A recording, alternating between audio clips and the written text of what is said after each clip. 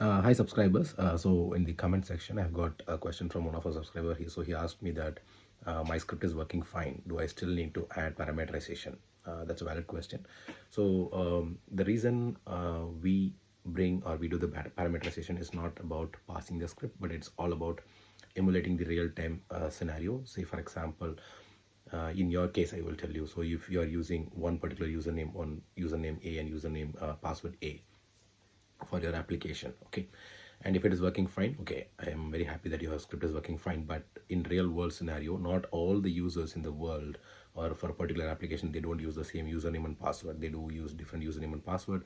They do pass different test data. They do try different items. They do book different items. They do use different cards, credit cards for their booking. So the first thing is, if you're using the same parameters, if you're using the same data for all your tests, which means you are not doing the proper load testing because you're not emulating the real world scenario.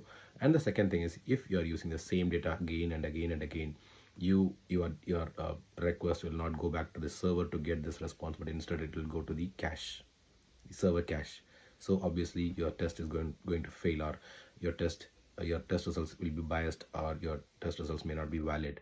So that is the reason we use parameters. So two things: one is to simulate, or one is to emulate the real world scenario where you're going to use different username and password, where you're going to use different test data.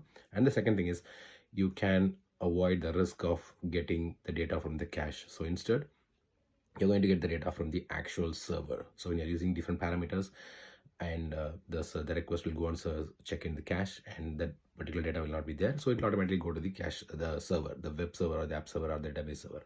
So that will give you the real-time emulation of your test, right? I hope you understand. So parameters is not just about giving the data and make sure, like the test data is not just about testing your script. It's all about validating your test, validating your script, giving a load to your system. And yep, I believe this would have been very useful, and I believe you understand this my explanation. Thank you so much for asking this question, and if you have any other questions, please do comment in the comment section. We'll catch up very soon. Thank you, take care, and bye bye.